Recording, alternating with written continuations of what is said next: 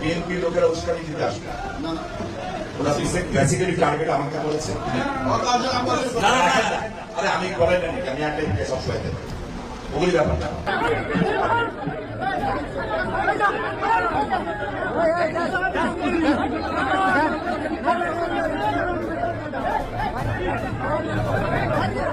3-4 দিন হলো শামীম ওসমানকে আমেরিকার বিভিন্ন জায়গায় দেখা যাচ্ছিল, বিশেষ করে 15ই আগস্টকে সামনে রেখে নেতাকর্মীদেরকে উজ্জীবিত করার জন্য। তো ওই উপলক্ষে সে আসা শুরু করেছিল, ঠিক তেমনই এরকম একটা প্রোগ্রামে আজকে এসেছিল আমেরিকায়।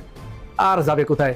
সে অতি দ্রুত প্রোগ্রাম শেষ করে খুব দ্রুত যখন পালিয়ে যাচ্ছিল, ওই সময় জামাত ইসলামের নেতাকর্মীরা, এনসিপির নেতাকর্মী যারা আছে তারা তাকে ধাওয়া দেয়, সে পালিয়ে যায় এবং ধরে ফেলে, এক পর্যায়ে ধরে কিছু উত্তম মাধ্যম দিয়েছে। জামাত ইসলামের কঠিন চাপে পড়ে মাননীয় প্রধানমন্ত্রী জনাব তারেক রহমান দুঃখ প্রকাশ করতে বাধ্য হয়েছে, দেশবাসীর কাছে দুঃখ প্রকাশ করেছে। এই দুঃখ প্রকাশ এমনি এমনি হয়নি, এটা জামাতের একটা বিজয়, আমিরে জামাতের বিজয়। রাজনীতির এই দাবা খেলায় এমন এক মাস্টার স্ট্রোক খেলা হলো যা খোদ সরকার প্রধানও হয়তো কল্পনা করতে পারেননি। তারেক রহমানের সেই দম্ভের বেলুন এক নিমিষে পিন ফুটিয়ে চুপসে দিয়েছেন জাতীয় নাগরিক পার্টির তরুণ তুর্কি, দক্ষিণাঞ্চলের মুখ্য সমন্বয়ক এবং কুমিল্লা 4 আসনের সিংহ হৃদয় সংসদ সদস্য হাসনাত আব্দুল্লাহ। হাসনাত আব্দুল্লাহ তো চ্যালেঞ্জ করে বলতেছে, সমস্ত ফর্মুলা দেওয়া আছে, দিস্তা কাগজ দেওয়া আছে, তো আপনারা সেগুলো পড়েন নাই কেন, সেগুলো মানেন নাই কেন? আপনারা বিরোধী দলের ওই ফর্মুলাটা নিলে অসুবিধা কি? সবাই আগে বাংলাদেশ এই কথা তো বলছিলেন, শুধু বিএনপি থেকে যারা বুদ্ধি পরামর্শ দিবে সেটাই নিবেন, বিরোধী দলের বুদ্ধি পরামর্শ নিবেন না। আসসালামু আলাইকুম দর্শক, নতুন একটা নিউজে আপনাদের সবাইকে স্বাগত। প্রিয় দর্শক, দেশ এবং দেশের বাইরে থেকে আমাদের ভিডিওতে আজকে যারা ক্লিক করেছেন তাদেরকে অসংখ্য ধন্যবাদ। দর্শক, আজকের ভিডিওটা খুবই গুরুত্বপূর্ণ এবং চাঞ্চল্যকর তথ্য আপনাদের মাঝে নিয়ে আসলাম। দর্শক, বাংলাদেশে ঘটে যাওয়া কিছু চলমান ঘটনা নিয়ে আপনাদের মাঝে কিছু গুরুত্বপূর্ণ ভিডিও আজকে শেয়ার করব। দর্শক, প্রথম থেকে শেষ পর্যন্ত দেখলে আপনি ঘটনার মূল কাহিনীটা বুঝতে পারবেন।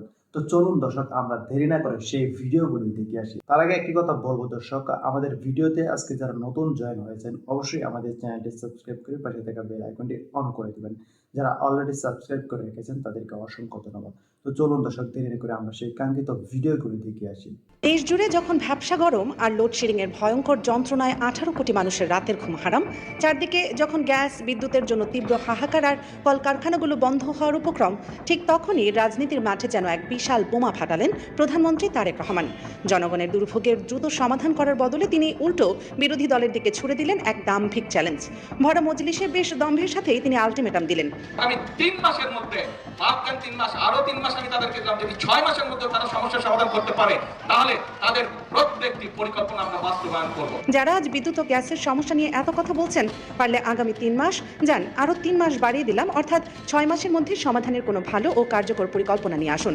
আর যদি শুধু বিভ্রান্তি ছড়াতে এসব কথা বলে থাকেন তবে জাতির কাছে প্রকাশ্যে ক্ষমা চাইতে হবে। ক্ষমতাসীনদের এমন কড়া ধমক আর হুঙ্কারে অনেকেই ভেবেছিলেন বিরোধী শিবিরের নেতারা হয়তো এবার জবাব দিতে না পেরে লেজ গুটিয়ে পালাবেন বা চুপসে যাবেন, কিন্তু না।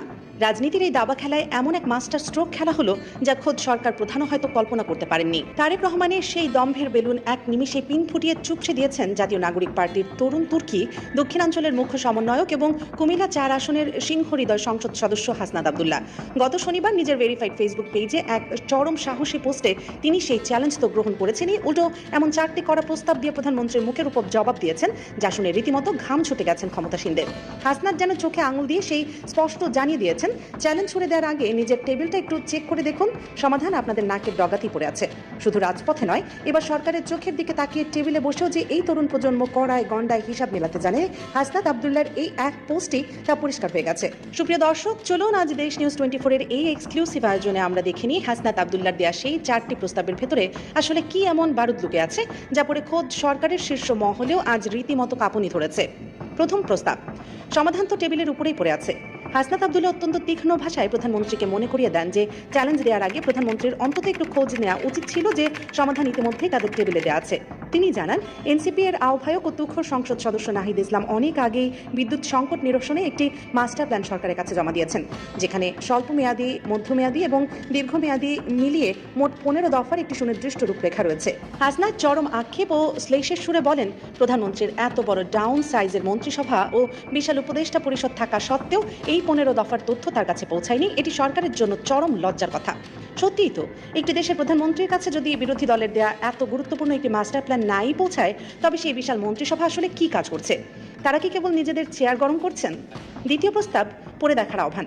হাসনাত আব্দুল্লাহর তার দ্বিতীয় প্রস্তাবে প্রধানমন্ত্রী তারেক রহমানকে সরাসরি আহ্বান জানান এনসিপি এর দেয়া সেই সুস্পষ্ট প্রস্তাবগুলো একটু কষ্ট করে পড়ে নেওয়ার জন্য। তিনি মনে করিয়ে দেন ওই মাস্টার প্ল্যানে 30 দিনের জন্য 5টি স্বল্পমেয়াদী, 6 থেকে 18 মাসের জন্য 6টি মধ্যমেয়াদী এবং 4টি দীর্ঘমেয়াদী সমাধান খুব সুন্দরভাবে বুঝিয়ে দেওয়া হয়েছে। হাসনাত যেন চোখে আঙুল দিয়ে দেখিয়ে দিলেন যে বিরোধী দল শুধু অন্ধের মতো সমালোচনাই করে না, তারা দেশ পরিচালনার জন্য শতভাগ প্রস্তুত। সমাধানের ব্লুপ্রিন্ট তাদের হাতেই আছে, শুধু সরকারের সদিচ্ছার অভাব। তৃতীয় প্রস্তাব, বিশেষ সংসদীয় অধিবেশন ডাকার অনুরোধ। এই চরম বিদ্যুৎ সংকটে যখন মানুষের জীবন অতিষ্ঠ, ব্যবসা বাণিজ্য লাটে ওঠার জোগাড়, তখন বিরোধী দলের পক্ষ থেকে বারবার একটি বিশেষ সংসদীয় অধিবেশন ডাকার অনুরোধ করা হয়েছিল। হাসনাত আব্দুল্লাহ তার তৃতীয় প্রস্তাবে প্রধানমন্ত্রীকে সেই অনুরোধে সাড়া দেওয়ার জোরালো আহ্বান জানান। সরকারের এমন চরম অবহেলা ও ইগনোরেন্সকে চরম হতাশার চোখে দেখে হাসনাত সরাসরি প্রধানমন্ত্রীর বিশাল টিমের সক্ষমতা, যোগ্যতা ও আন্তরিকতা নিয়েই প্রশ্ন তুলেছেন। আর এই প্রশ্ন আজ শুধু তার একার নয়, বরং দেশের অন্ধকারে ডুবে থাকা 18 কোটি মানুষের মনের কথা। চতুর্থ প্রস্তাব, প্রশাসনের দলীয়করণ ও ক্যাপাসিটি চার্জের পর্দাফাঁস। হাসনাত আব্দুল্লাহর চতুর্থ প্রস্তাবটি ছিল সরকারের জন্য সবচেয়ে চপট আঘাত। তিনি অত্যন্ত সাহসের সাথে স্পষ্টভাবে বলেন, মাত্র 6 মাসের মধ্যে প্রশাসনের যে হারে বেপরোয়া দলীয়করণ ও দলীয় পদায়ন করা হয়েছে, তাতে ইনস্টিটিউশনাল মেমোরি বা প্রাতিষ্ঠানিক দক্ষতা বলতে আর কিছুই অবশিষ্ট নেই। অযোগ্য লোকদের বসানোর ফলে সরকারের কাছে আজ কোনো ফুয়েল প্ল্যান নেই, ইমার্জেন্সি কোনো কন্টিনজেন্সি প্ল্যান নেই, এমনকি ডিজাস্টার রিকভারি প্ল্যানও নেই। হাসনাত আরও এক ভয়ঙ্কর তথ্য সামনে আনেন, যেখান থেকে সরাসরি বিদ্যুৎ আসে সেখান থেকেই সরকার সাধারণ মানুষের স্বার্থের কথা না ভেবে ভর্তুকি কেটে নিয়েছে। অথচ জনগণের পকেট কাটা সেই রাক্ষসী ক্যাপাসিটি চার্জ ঠিকই অক্ষত রাখা হয়েছে। বিদ্যুৎ না পেলেও কতিপয় অসাধু ব্যবসায়ীর পকেটে ঠিকই হাজার হাজার কোটি টাকা ঢুকে যাচ্ছে, যা জাতির সাথে এক চরম তামাশা ছাড়া আর কিছুই নয়। সবশেষে হাসনাত আব্দুল্লাহ প্রধানমন্ত্রীকে উদ্দেশ্য করে যে মোক্ষম জবাবটি দিয়েছেন, তা যেন দেশের রাজনীতির ইতিহাসে এক নতুন দৃষ্টান্ত হয়ে থাকবে। তিনি লিখেছেন, আপনি বলার আগেই আমরা সমাধান দিয়েছি। আপনারা হয়তো সেটা পড়ার দরকার মনে করেননি, কিংবা আপনাদের অযোগ্য টিমের কারণে আপনাদের কাছে সেটি পৌঁছায়নি। তথাপি আপনার দেয়া ওই 6 মাসের চ্যালেঞ্জ ও হিসাবটা আমরা মেনে নিলাম। কিন্তু মনে রাখবেন, ঘড়ির কাঁটা কিন্তু বিরোধী দলের জন্য ঘুরছে না, ঘুরছে খোদ আপনার সরকারের জন্যই। হাসনাত আব্দুল্লাহর এই সাহসী, গোছানো এবং তীক্ষ্ণ জবাব প্রমাণ করে দিয়েছে যে তরুণরা আজ কতখানি প্রস্তুত। তিনি শুধু তারেক রহমানের চ্যালেঞ্জই গ্রহণ করেননি, বরং পুরো জাতির সামনে প্রমাণ করে দিয়েছেন যে বর্তমান সরকারের মন্ত্রিসভা কতটা সমন্বয়হীনতায় ভুগছে। আমরা আপনাদের শত্রু না, আমরা চাই আপনাদের দায়বদ্ধতা, আপনাদের জবাবদিহিতা জনগণের মুখে। যখন মন্ত্রীরা শুধু ফাঁকা বুলি আর চ্যালেঞ্জ ছুটতে ব্যস্ত, তখন হাসনাত আব্দুল্লাহরা একেবারে ফ্যাক্ট আর ডকুমেন্টস নিয়ে কথা বলছেন। সুপ্রিয় দর্শক, হাসনাত আব্দুল্লাহর এই সাহসী এবং যুগান্তকারী পদক্ষেপকে আপনি কিভাবে দেখছেন? আপনার কি মনে হয়, তারেক রহমানের সরকার এই 15 দফার প্রস্তাব মেনে নিয়ে দেশের বিদ্যুৎ সংকটের সমাধান করতে পারবে, নাকি ঘড়ির কাঁটা ঘুরতে ঘুরতে এই সরকারের সময় সত্যিই শেষ হয়ে আসবে? এত বেশি গরম খবর, কোনটা রেখে কোনটা বলবো সিদ্ধান্ত নিতে পারছি না। তাহলে উপায় কি? উপায় এখন একটাই, আমি আস্তে আস্তে একটা একটা করে বলতে থাকি। আমরা প্রথমেই মার্কিন যুক্তরাষ্ট্রের একটা খবর দিয়ে শুরু করি। খবরটা আর কারো নয়, মনে আছে আপনাদের? খেলা হবে, মনে আছে? কে বলেছিল খেলা হবে? শামীম ওসমান, নারায়ণগঞ্জের ডন, যিনি নারায়ণগঞ্জ যার ভয়ে থরথর করে কাঁপতো, তিনি বিএনপিকে সরাসরি এইভাবে আহ্বান জানাতেন, খেলা হবে। এবং বাংলাদেশের রাজনীতিতে এই যে খেলা হবে, শামীম ওসমানের কথাটাই নকল করে ওবায়দুল কাদের বলতেন। তিনি কিন্তু এটা প্রথমে বলেছিলেন, আসো বাপু খেলা হবে। 3-4 দিন হলো শামীম ওসমানকে আমেরিকার বিভিন্ন জায়গায় দেখা যাচ্ছিল, সে সামনে আসা শুরু করছিল, বিশেষ করে 15ই আগস্টকে সামনে রেখে নেতাকর্মীদেরকে উজ্জীবিত করার জন্য। আর তাদের নেতৃত্ব বলে রেখেছে ডিসেম্বরে তারা দেশে ফিরবে। যদিও কোন ডিসেম্বর এটা কিন্তু বলে নাই। আপনারা আবার ভাবেন না 2026 সালের ডিসেম্বর, এটা ডিসেম্বর তো শুধু 2026-এই নয়, 2041 সালেও ডিসেম্বর আছে। তো ওই উপলক্ষে সে আসা শুরু করেছিল। ঠিক তেমনই এরকম একটা প্রোগ্রামে আজকে এসেছিল আমেরিকায়। আর যাবে কোথায়? আমেরিকা প্রবাসী যে সমস্ত জুলাইয়ের অকুতভয় সৈনিক আছে, যে সমস্ত জুলাই যোদ্ধা আছে, তারা তাকে সেখানে রেড দেয়, ঘিরে ফেলে চতুর্দিক থেকে। একটা বিল্ডিং এ সে বক্তব্য দিচ্ছিল, তার কাছে খবর গেল যে আপনি দ্রুত শেষ করেন, অবস্থা কিন্তু বাইরে ভালো না। সে অতি দ্রুত প্রোগ্রাম শেষ করে খুব দ্রুত যখন পালিয়ে যাচ্ছিল, ওই সময় স্থানীয় বিএনপি, জামাত ইসলামের নেতাকর্মীরা, এনসিপির নেতাকর্মী যারা আছে, তারা তাকে ধাওয়া দেয়, সে পালিয়ে যায় এবং ধরে ফেলে। এক পর্যায়ে ধরে কিছু উত্তম মাধ্যম দিয়েছে। ওই ভিডিওটা অল্প একটু আমি আপনাদেরকে দেখাই। ভিডিও আবার দেখানো মুশকিল, কপিরাইটের ব্যাপার স্যাপার আছে, অল্প অল্প একটু দেখুন।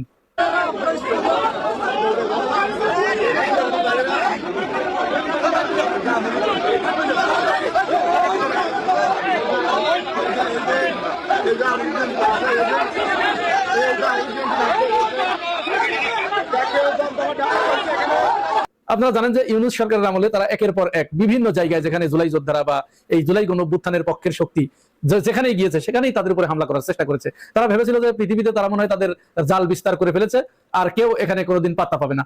কিন্তু মুদ্রার অপর একটা পৃষ্ঠা যে আছে, এটা তারা ভুলেই গিয়েছিল। যার কারণে এখন ওই যে আগেই বলেছি, প্রত্যেকটি ক্রিয়ার বিপরীত প্রতিক্রিয়া আছে।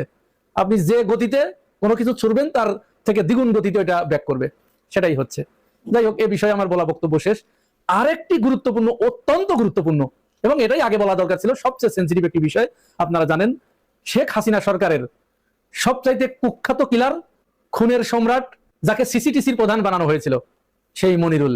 মনে আছে আপনাদের মনিরুলের কথা? ওই যে কালো কুসকুসা, মিথ্যা কথা বলতেন আর মুসকি মুসকি হাসতেন, সেই মনিরুল শেখ হাসিনার সাথে সাথে সেও তো পালিয়ে গেছে।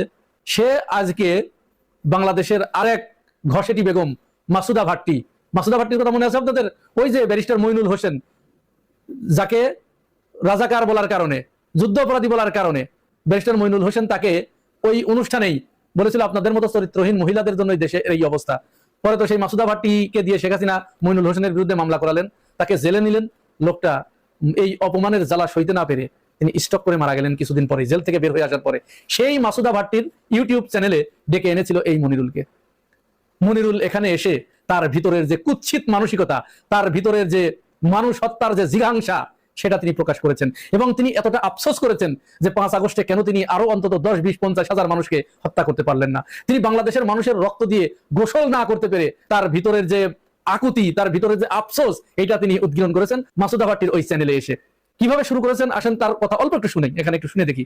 পাশাপাশি আমি এবং ডিজিডিসিএ ভাই এবং আমরা পরবর্তীতে ডিএমপি কমিশনারকেও কল করে নিলাম এবং পুলিশ হেডকোয়ার্টার্সের আরো একজন কর্মকর্তাকে কল করে নিলাম। ওইখানে ক্যান্টনমেন্টে ওখানে একটা ভিডিও কনফারেন্সে সকল জিওসি এরিয়া কমান্ডাররা যুক্ত ছিলেন। ওখানেও আমাদের উপস্থিতিতে সেনাপ্রধান নির্দেশনাগুলো দিলেন। এগুলো কিন্তু 4 তারিখ রাত তখন 12টার বেশি বাজে, প্রায় 12:30 বাজে তখনকার ঘটনা। কিন্তু এই যে পরের দিন সকালে যে ওনারা ছেড়ে দিবেন এইভাবে, এইটা তো আসলে বোঝা যায়নি। কারণ এটা যদি বোঝা যেত তাহলে অন্তত ওই জায়গাগুলো পুলিশ থাকতো।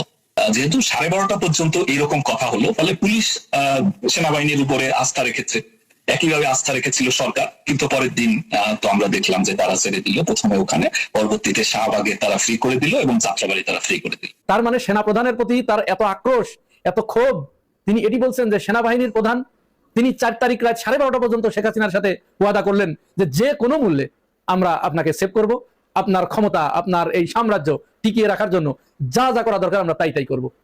ফলে তিনি কিছু কিছু জায়গা, ঢাকার খুব গুরুত্বপূর্ণ কিছু স্পট তিনি চেয়ে নিলেন যে এই জায়গায় সেনাবাহিনী থাকবে আর বাকি জায়গাগুলোতে পুলিশ থাকবে মনিরুলের নেতৃত্বে। কিন্তু 5 তারিখে তিনি যেখানে যেখানে সেনাবাহিনী ছিল সেখানেই তিনি প্রতিরোধ করেন নাই। তিনি বিক্ষুব্ধ ছাত্র জনতাকে বাধা দেন নাই, তিনি বরং তাদেরকে ছেড়ে দিয়েছেন। তিনি আগের দিন রাতে প্রধানমন্ত্রীর সাথে যে ওয়াদা করেছিলেন সেই ওয়াদা বেমালুম ভুলে গেলেন। ভুলে গিয়ে তিনি নিরীহ ছাত্র জনতার বুকে যে গুলি চালানোর কথা ছিল, তাদেরকে যে নির্বিচারে হত্যা করার কথা ছিল, তাদেরকে যে একেবারে রক্তের গঙ্গা বইয়ে দেওয়ার কথা ছিল ঢাকার রাজপথে, সেটা তিনি করেন নাই। আর তিনি করেন নাই বলেই 5 আগস্টের মতো একটি ঘটনা ঘটেছে এবং তার ভাষায় আমাদের মাননীয় প্রধানমন্ত্রী তাকে এই দেশ থেকে ক্ষমতা ছেড়ে পালিয়ে যেতে হয়েছে। তার ভিতরের যে আফসোস, এটি আমরা দেখেছি। এই সেই মনিরুল, যে মনিরুল বাংলাদেশের নিরীহ মানুষদেরকে ধরে এনে তার হাতে কোরআন শরীফ ধরিয়ে দিয়ে বা একটা হাদিসের বই ধরিয়ে দিয়ে তিনি প্রচার করতেন এই যে একটা জঙ্গি ধরা পড়েছে এবং তার হাতে এই যে জিহাদি বই ছিল, এই জিহাদি বই সহ জঙ্গি ধরা পড়েছে, এবার এই জঙ্গিদের নিয়ে আমরা তাদের যে মূল কারখানা রয়েছে, জঙ্গির যে আস্তানা রয়েছে, সেখানে যাচ্ছি। সেখানে তিনি আগে থেকেই আরো কিছু ইসলাম মোনা 20-50 জন লোককে ধরিয়ে নিয়ে ওখানে বন্দী করে রাখতেন। এই ওসিলা, এই সুতা দিয়ে প্রতিবার তিনি এরকম দলে দলে মানুষদেরকে হত্যা করেছে জঙ্গি তকমা দিয়ে। এই কৌশলে সেই মনিরুল সরাসরি ভারতের কাছ থেকে প্রশিক্ষিত, ভারতের কাছ থেকেও বেতন পেত, বাংলাদেশের কাছ থেকেও সে বেতন পেত। সেই মনিরুল আজ তার খোলস ছেড়ে বেরিয়ে এসেছে। সে মাসুদা ভাট্টিকে বলছে যে 5 আগস্ট আমাদের দেখতে হতো না যদি সেনাবাহিনী কোথা রাখতো। যাই হোক, জনগণের বিচার করে দিয়েছে। তাদের যা প্রাপ্য ছিল তাদের প্রাপ্যটুকু পুরোপুরি বুঝিয়ে দিয়েছে। বাকিটুকু সরকারের দায়িত্ব। সরকার এখন তার বাকি কাজটুকু করলেই এই দেশটা সারা জীবনের জন্য কলঙ্ক মুক্ত হবে। আর একটা বিষয় বলে শেষ করবো, আরো একটা গুরুত্বপূর্ণ বিষয় থেকে যাচ্ছে, ওইটা আমি ইনশাল্লাহ আগামীকাল ভিডিও করবো। কুষ্টিয়াতে আমির হামজার উপরে যে হামলা হয়েছে আপনারা জানেন, সেখানে বিএনপি, ছাত্রদল এবং নুরুল হক নুরুর গণ অধিকার পরিষদের নেতারা তারা নিজে গিয়ে হামলা করেছে। গতকালকের ভিডিওতে আমি আপনাদেরকে সেটি দেখিয়েছি এবং ভিডিও সহ দেখিয়েছি। তারাই হামলা করেছে। আবার সেই নুরুল হক নুরুর দল, গণ অধিকার পরিষদ সারা দেশে জামাতের বিরুদ্ধে বিক্ষোভ করে বেড়াচ্ছে। এবং নুরুল হক নূর তো একেবারে ডাইরেক্ট ঘোষণাই দিয়েছে, জামাত যদি বেশি বাড়াবাড়ি করে তাহলে তারা 5 আগস্টের আগে যেরকম গুপ্ত ছিল তাদের সেরকম গুপ্ত থাকার ব্যবস্থা করে দেবো। ভাইরে ভাই, কি ক্ষমতার মালিক তিনি! এখন বাংলাদেশের সকল ক্ষমতার উৎসমুখ এখন নুরুল হক নূর। অথচ এই নুরুল হক নূর 5 আগস্টের পরে ইউনূস সরকারের আমলে আপনাদের মনে আছে সেনাবাহিনী এবং জাতীয় পার্টি তার একটা প্রোগ্রামে এই যে ঢাকাতে যখন তাকে ফেলে পেদানি দিল, সেনাবাহিনীর সদস্যরা তাকে যখন বন্দুকের বাঁট দিয়ে খুঁচিয়ে খুঁচিয়ে পেরে ফেললো একেবারে রাস্তার উপরে, তখন কিন্তু এই আমরা সাধারণ মানুষ যারা প্রচন্ডভাবে প্রতিবাদ করেছিলাম এবং নুরুল হক নুরুর পাশে দাঁড়িয়ে সেদিন প্রতিবাদের ঝড় তুলেছিলাম, যার কারণে কিন্তু জাতীয় পার্টি ওইটার কারণে একেবারে কোণঠাসা হয়ে গেছে শুধুমাত্র এই আমাদের মতো নাগরিক সমাজদের প্রতিবাদের মুখে। সেই নুরুল হক নূর তার নিজের দলকে জলাঞ্জলি দিয়ে স্বার্থের কারণে বিএনপিতে যোগ দিয়ে বিএনপির সাথে আপোষ করে কোন রকম একটা সিট পেয়ে তার আরেক নেতা রাশেদ খান তিনি তো গণ অধিকার পরিষদের মুখে চুনকালি দিয়ে বিএনপিতেই যোগ দিলেন, বিএনপি থেকে নমিনেশন নিলেন। সেই নুরুল হক নূর তিনি এখন বলছেন জামাত যদি বেশি বাড়াবাড়ি করে তাকে 5 আগস্টের পূর্বের সেই গুপ্ত অবস্থায় ফিরে যেতে বাধ্য করা হবে এবং নিজেরাই হামলা করে নিজেরাই আবার সারা দেশে বিক্ষোভ সমাবেশ করছে জামাত শিবির রাজাকার। এই মুহূর্তে বাংলা স্যার ঠিক ছাত্রলীগ যে ভাষায় স্লোগান দিত, শেখ হাসিনা যা বলতো এরাও ঠিক তাই বলছে। তাহলে where is difference? There is no difference between Sheikh Hasina and Nurul Haque. দর্শক, সম্পূর্ণ ভিডিওটা দেখার জন্য আপনাদেরকে অসংখ্য ধন্যবাদ। অবশ্যই আপনার মতামত আমাদের কমেন্ট বক্স খোলা রয়েছে, সেখানে জানাতে পারেন।